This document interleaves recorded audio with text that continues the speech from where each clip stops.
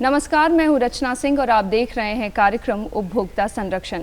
दर्शकों, इस कार्यक्रम के माध्यम से हम आपके सवालों के जवाब विशेषज्ञ के माध्यम से आप तक पहुंचाते हैं और इसी क्रम में आज हम एक नए विषय के साथ आपके समक्ष उपस्थित हुए हैं। आज का हमारा विषय जो है वो बेहद ही खास है, क्योंकि आप और हम सब ये जानते हैं कि देश और दुनिया में होने वाले कई सारे विवादों का एक मूल कारण जो है वो है ज़मीन। जी हाँ, आज हम बात करेंगे भूमि सर्वेक्षण और भू अभिलेख विषय पर, और इस विषय पर तमाम जानकारी देने के लिए हमारे साथ हमारे स्टूडियो में एक बेहद ही खास मेहमान हमारे साथ जुड़ गए हैं। जी हाँ, मैं बात कर रही हूँ विवेक कुमार सिंह की।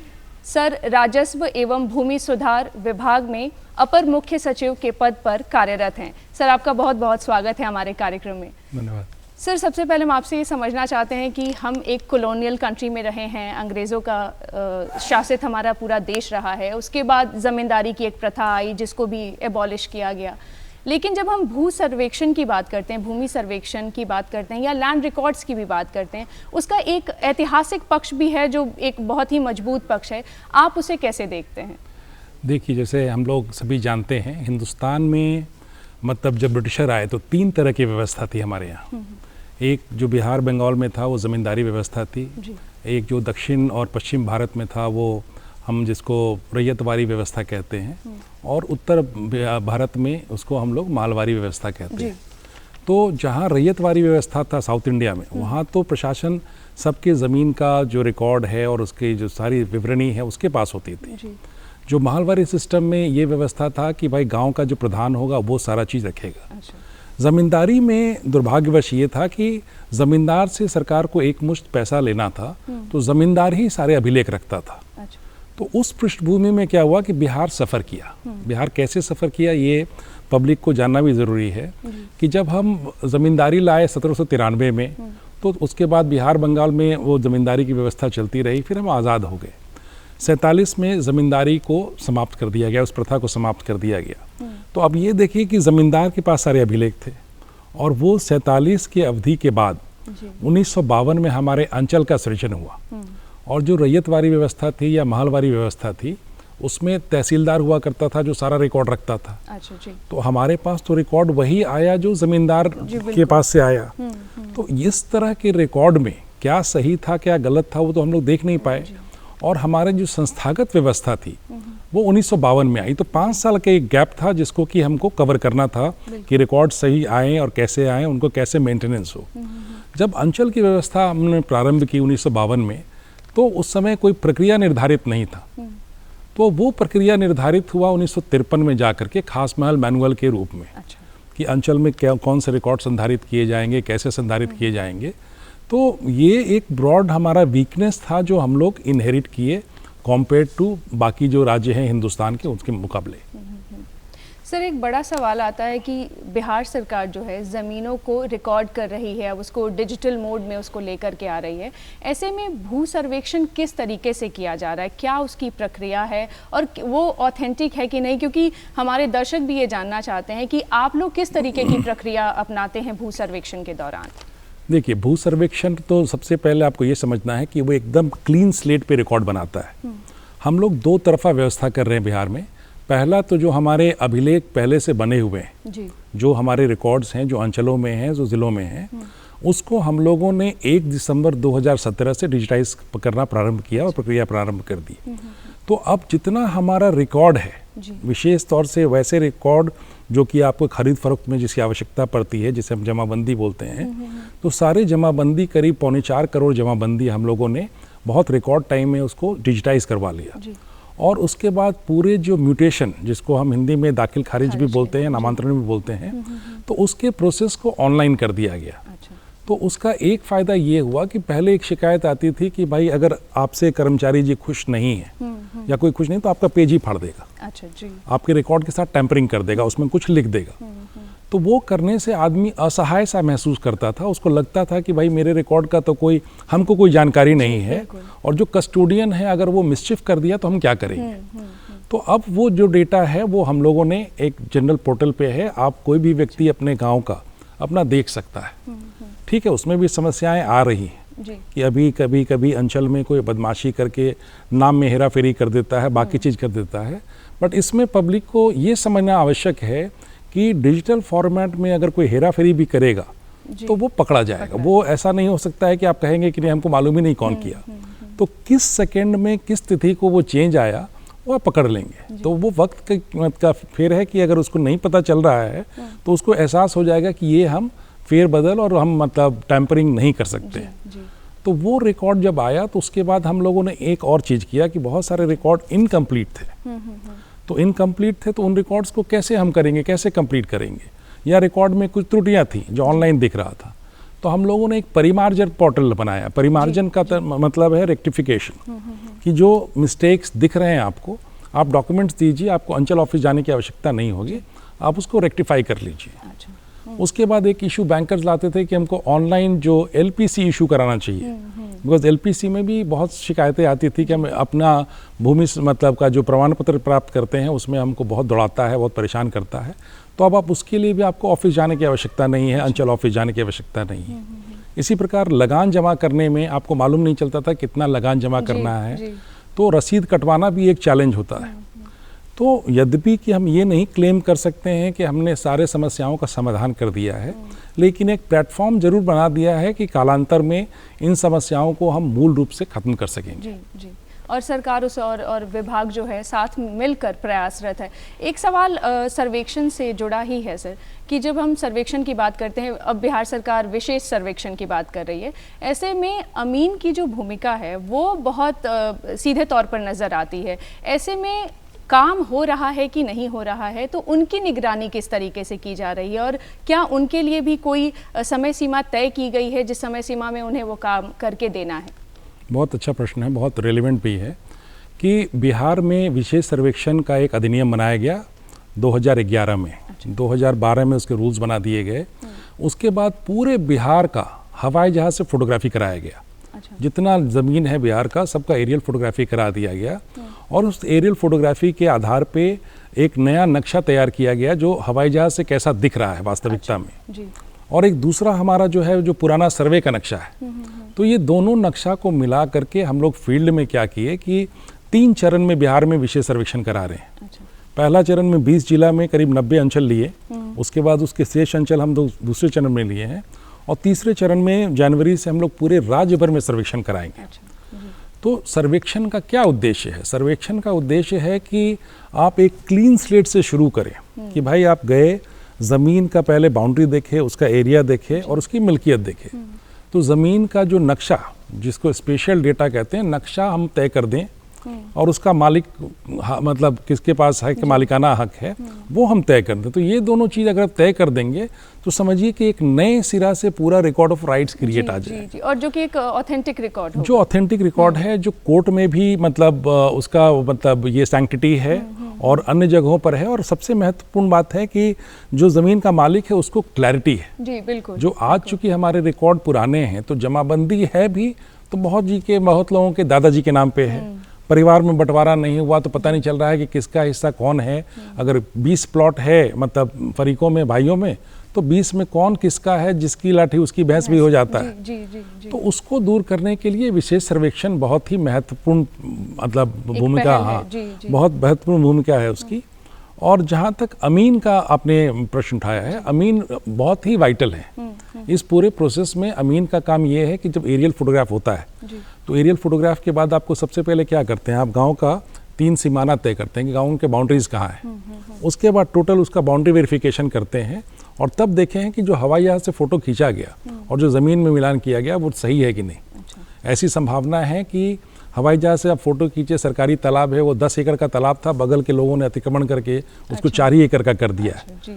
तो आप हवाई वाले फोटो को भी फाइनल नहीं मानेंगे, क्योंकि होना तो 10 एकड़ चाहिए था। तो वो ये देखेगा कि सरजमीन पे और नक्शा में क्या फ़र्क है, और तब वो बताएगा कि नहीं एरियल फोटो में भी ये चेंज लाना चाहिए, क्योंकि एरियल फोटो तो वास्तविकता दिखा रहा है, और वास्तविकता अगर लॉ के अनुरूप नहीं है, इलीगल है, तो उसको तो करेक्ट करना पड़ेगा। तो ये चीज़ हम लोग अमीन के माध्यम से करा रहे हैं, और उसमें समय सीमा सबका बंधा हुआ है। हम लोग यहाँ पे कांस्टेंट मॉनिटरिंग करते हैं, और एक हम लोगों ने कॉन्सेप्ट डेवलप किया है पीओपी का, अच्छा। परफॉर्मेंस ऑन ऑब्जेक्टिव पैरामीटर्स, कि उसको हम लक्ष्य देते हैं तुमको ये करना ये करना ये करना, पॉइंट्स देंगे, और अगर तुम सक्सीड नहीं कर पाओगे अनफॉर्चुनेटली तो तुम्हारी सेवाएं भी समाप्त कर देंगे, और तुम कर लिए तो तुमको ऑनर भी करेंगे। तो यानी कड़े नियम उनके लिए। हाँ, कड़े नियम है, क्योंकि पब्लिक को हम डिले नहीं करा सकते हैं। पब्लिक ऐसे ही बेचैन है, तो हमको देखना पड़ेगा कि एक आदमी की कोताही से अगर 1000 आदमी को नुकसान हो रहा है तो हमको कोई ना कोई उपाय निकालना होगा। तो इसीलिए हम लोग यही कोशिश कर रहे हैं। हाँ, चैलेंजेस आते हैं, जैसे बिहार में बाढ़ आ गया मान लीजिए बीच में, इस बार बरसात बहुत हो गई, तो अमीन के भी काम में लिमिटेशन है, उनको पंचायत इलेक्शन में ड्यूटी लग गया, तो ये सारी समस्याएं उनके पास भी हैं, लेकिन उनकी समस्याओं को हम ध्यान में रखते हैं, लेकिन अंत में यही चाहते हैं कि वो समय पर काम करें। और हमारे विभाग का जो मोटो है गति के साथ गुणवत्ता, हम लोग बोलते हैं कि गति जरूर दीजिए लेकिन गुणवत्ता कॉम्प्रोमाइज़ नहीं कीजिए। तो ये दोनों चीज़ का ब्लेंड होना चाहिए, ये हम लोग प्रयास करते हैं। सर, आगे हम आपसे ये समझना चाहते हैं कि परिमार्जन और दाखिल खारिज को लेकर के एक लंबी प्रक्रिया में पहले जाना पड़ता था, एक लंबा समय उसमें देना पड़ता था, लोगों के पास समय कम भी है। आपने अभी परिमार्जन पोर्टल की भी बात की, किस तरीके से ये पोर्टल काम करता है? क्या दाखिल खारिज इससे बहुत आसान हो गया है? और बिहार के किन ज़िलों में या फिर कहाँ इसे सुचारू ढंग से किया जा रहा है? देखिए, ऑनलाइन जो म्यूटेशन है उसके लिए आपको अप्लाई करना पड़ता है। ऑनलाइन पोर्टल बना हुआ, अप्लाई करते हैं। अगर आपका कोई विवाद नहीं है, कोई प्रतिवाद नहीं करता है, तो हमारा डायरेक्शन है कि उसको 35 दिन के अंदर आपको वो म्यूटेशन करके दे देगा। अगर कोई फरीक बोलता है कि नहीं इसमें हमको आपत्ति है, वो दावा आपत्ति करता है, तो फिर उसमें हम लोग थोड़ा सा ज़्यादा समय देते हैं, करीब 63 दिन का समय देते हैं कि भाई इस अवधि में कर दीजिए। और अगर वो नहीं करता है तो हम लोगों ने इसे RTPS में भी कवर किया है, राइट टू पब्लिक सर्विस में, ताकि अगर वो नहीं करता है तो उसको हम पेनलाइज भी कर सकें। तो ये हमारा टाइमलाइन है। परिमार्जन हम बोलते हैं, परिमार्जन में ज़्यादा उठापटक फील्ड में तो जाना नहीं है। परिमार्जन में दो ही चीज़ होता है, एक आपके ऑनलाइन क्या दिख रहा है और एक आपके पास कागजात क्या है। दोनों तरह के कागजात को आप अपलोड कीजिए, बताइए कि देखिए मेरे पास जो वास्तविक कागजात है ये है, और आप जो ऑनलाइन पे दिखा रहे हैं ये है, ये गलत है। तो उसको तो ऑफिस में ही चेक करेगा, उसमें तो फील्ड में जाने की आवश्यकता नहीं है। तो उसमें हम लोग 30 दिन के अंदर बोलते हैं कि आपको करेक्शन करना है तो 30 दिन के अंदर करेक्शन कर दीजिए। तो इससे बहुत सारे लोगों को लाभ मिल रहा है कि अंचल का चक्कर नहीं लगाना पड़ता है, कर्मचारी के पास नहीं जाना पड़ता है, और हर एक आदमी आजकल कंप्यूटर का सदुपयोग करना जानता है, मोबाइल का सदुपयोग करता है, तो वो घर बैठे कर सकता है। सर, एक ऑनलाइन लगान भुगतान की भी आपने चर्चा की अभी, किस तरीके से ऑनलाइन लगान भुगतान जो है वो किया जा सकता है? अभी ऑनलाइन लगान में जैसे आप जाइएगा, हमारा जो बिहार भूमि पोर्टल है, आप बिहार भूमि पर जाइए, आप अपना उसमें लिखा रहेगा अपना भू लगान देखें। तो भू लगान देखेंगे तो आप अपना क्या करेंगे, सबसे पहले आपका ड्रॉप डाउन मेन्यू होगा, आप जिला के पे जाइएगा, अंचल पे जाइएगा, अंचल के बाद अपने मौजा के जाइएगा, मौजा के बाद आप अपना नाम लिख दीजिएगा। नाम लिख दिए तो आपका आ गया कि भाई इनके जमाबंदी में 5000 रुपया इनका बकाया बाकी है, और इन्होंने लास्ट जो दिया है 2016-17 तक दिया है। तो आप उसके बाद अपना पेमेंट गेटवे यूज़ करके आप वहीं से अपना राशि जमा जैसे आप करते हैं ऑनलाइन बैंकिंग से, आप सीधे वहाँ से जमा कर दीजिए, आपका अप टू डेट हो जाएगा, रसीद डाउनलोड हो जाएगा। इसमें भी समस्या है, इसमें ऐसा नहीं कि हर एक चीज़ बहुत ये है। अभी जो हमारे पास अपलोड हुए हैं तो बहुत सारे ऐसे मतलब बहु लगान के जो आंकड़े हैं, जो वास्तविक व्यक्ति ने उसको जमा तो किया था लेकिन अपलोड नहीं हुआ। तो उसको भी सुधार के लिए हम लोग कर रहे हैं कि आपका अगर मतलब लगान जमा हुआ है, आपके पास रसीद है मान लीजिए 19-20 तक का, और उसमें 16-17 ही दिखा रहा है, तो आप 3 साल का एक्स्ट्रा क्यों दीजिएगा? आपका अधिकार है कि आप बताइए कि भाई हम तो 19-20 का दिए, हमको तो मात्र 1 साल का लो। तो ये भी व्यवस्था कर रहे हैं हम लोग। लेकिन अभी चूंकि बहुत लोगों को कंप्यूटर का जानकारी नहीं है और मतलब इस तरह का, और सर ऑनलाइन लोग पेमेंट भी नहीं करना चाह रहे हैं बहुत सारे लोगों के मन में। तो इसलिए दोनों ऑप्शन हम लोग रखे हैं। दोनों ऑप्शन है कि आप ऑनलाइन करना चाहिए तो ऑनलाइन, ऑफलाइन, लेकिन कालांतर में हमको लॉन्ग टर्म में हमको ऑफलाइन की व्यवस्था को समाप्त करना होगा और ऑनलाइन पे ही जाना होगा। जी। तो सर जो हम प्रिंट आउट निकालते हैं, क्या इसे हम एक साक्ष्य के रूप में कहीं प्रेजेंट कर सकते हैं कि हमने कहीं? बिल्कुल, पहले हम लोग के रसीद में वो लिखा रहता था कि विदाउट प्रेजुडिस, और मतलब उसका पर्पस ये था कि इसका जुडिशियल यूज़ नहीं था, उसको हम लोगों ने हटा दिया है कि अब इसका मतलब इसकी सैंक्टिटी है। और हम लोग अभी मतलब कुछ ही समय में जो हमारे रिकॉर्ड ऑफ राइट है, लगान है, सभी को डिजिटली साइन करके देंगे। तो फिर वो ऑथेंटिक हो जाएगा, डिजिटली साइन रहेगा, आप स्कैन करके उसको देख लीजिएगा कि ऑथेंटिक है कि नहीं, आपको तुरंत पता चल जाएगा। सर, एक बड़ा सवाल ये है कि कई सारे लोग जो हैं वो आप तक पहुंचते होंगे और विभाग तक भी पहुंचते होंगे ये कहते हुए, और आप लोगों ने सुना भी होगा कई बार कि एक ही ज़मीन को कई बार बेचा या ख़रीदा गया है। क्या है ये पूरा मामला? जब हम इतनी सैंटिटी की बात कर रहे हैं और हम बात कर रहे हैं कि इतनी ऑथेंटिसिटी है, उसके बाद भी अगर इस तरीके की चीज़ हो रही है तो वो क्यों हो रही है, और अगर हो भी जा रही है तो सरकार या विभाग उस तरफ क्या कर रही है या क्या कड़े कदम उस तरफ उठा रही है? देखिए, बहुत ही वैलिड प्रश्न है आपका और बहुत रेलिवेंट है। इनफैक्ट अभी यहाँ दूरदर्शन में आने के पहले माननीय मुख्यमंत्री जी के समक्ष हमारा प्रस्तुतिकरण इसी बिंदु पे था। अच्छा। कि अभी जो विशेष सर्वेक्षण हो रहा है तो विशेष सर्वेक्षण में हम लोग एक विशेष प्रावधान लाने जा रहे हैं। वो प्रावधान ये है कि आप जब भी नक्शा आपका मतलब पहले परिवर्तित नहीं होता था, एक नक्शा जो सर्वे के समय आया वही रहेगा। अच्छा।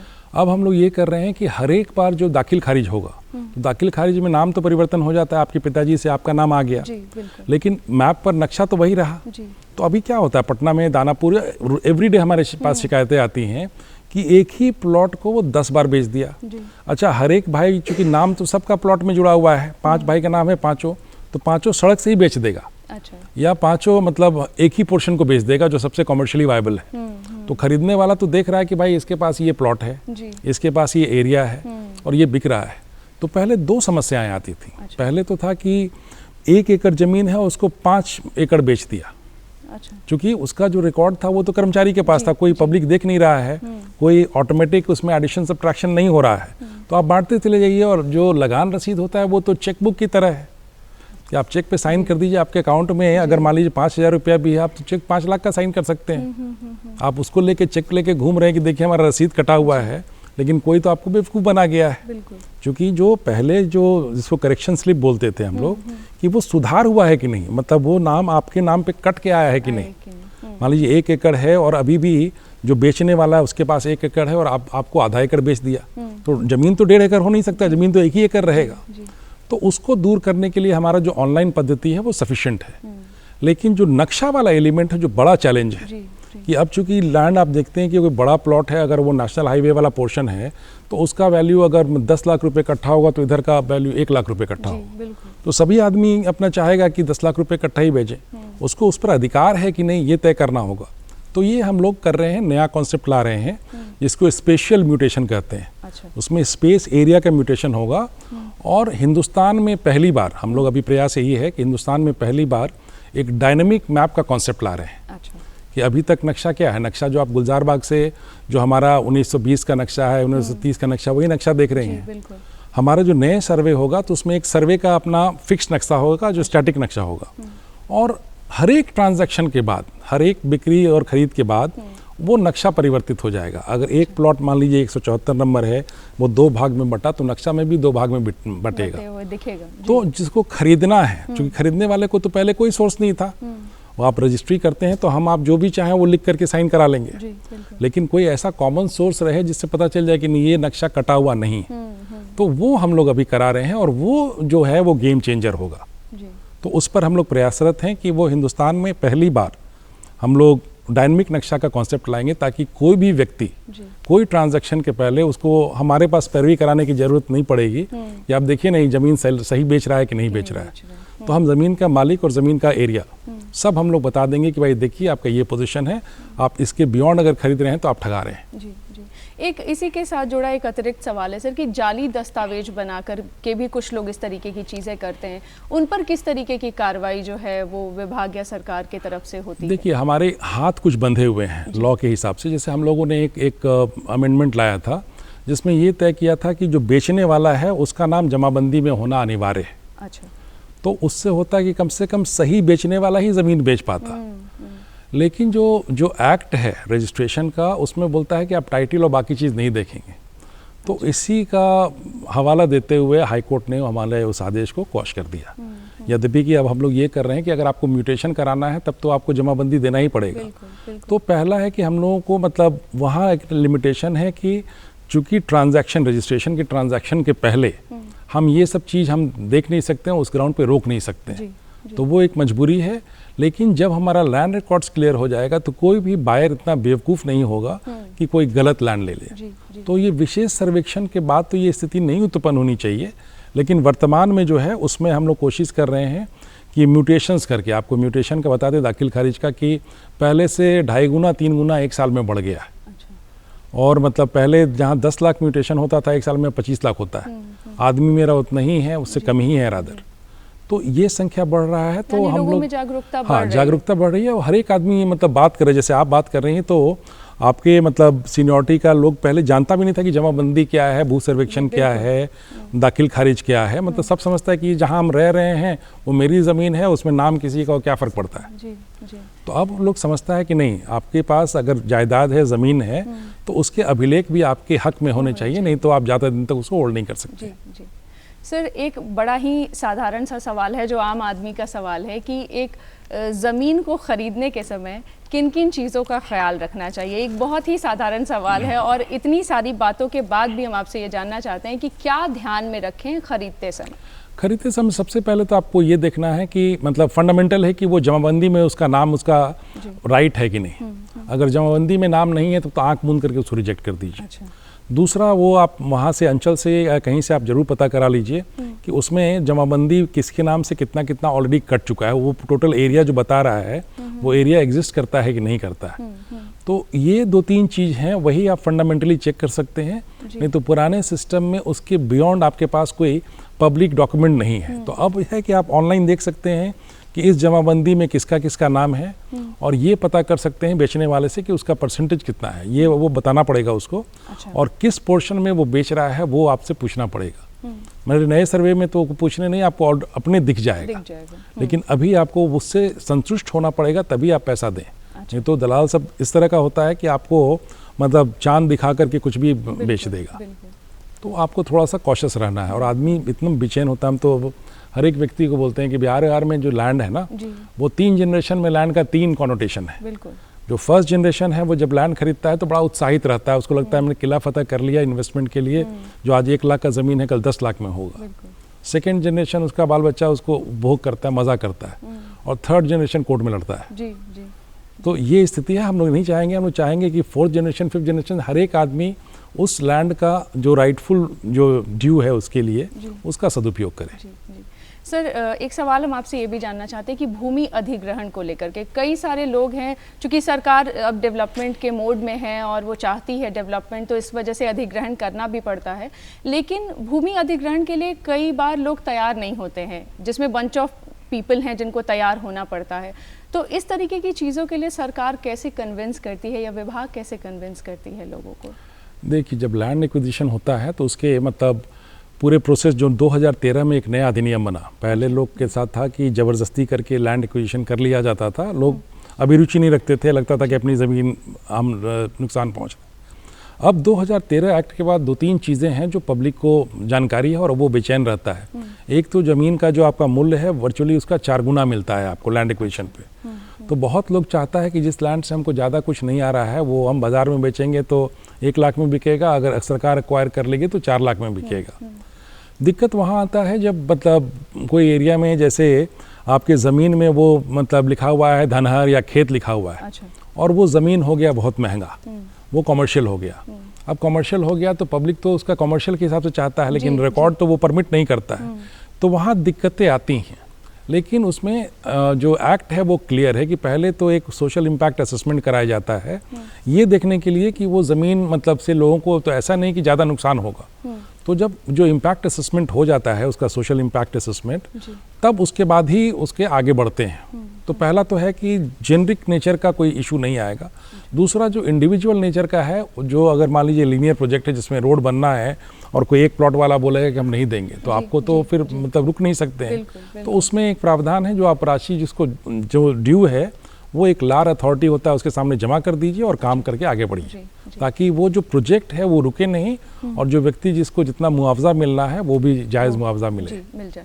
सर, एक आखिरी सवाल हम आपसे ये जानना चाहते हैं कि विभाग का क्या विजन है इस तरफ, कैसे वो भूमि सर्वेक्षण को लेकर के हो या विशेष सर्वेक्षण को लेकर के हो या कि लैंड रिकॉर्ड को लेकर के हो, किस तरीके की अभी एक कोशिश है जो विभाग की तरफ से और सरकार की तरफ से हो रही है? देखिए, हम लोग का मतलब चूँकि लैंड इतना महत्वपूर्ण इशू है तो उसको लेकर के हम लोग मल्टी प्रॉन्ग्ड अभी कर रहे हैं। सबसे पहले हमारा जो डिफिशियंसी क्या था, मैन पावर का था, कि एक आदमी अगर कर्मचारी को खोजता है तो वो कर्मचारी समझिए कि आधा से ज़्यादा अंचल कवर करता है।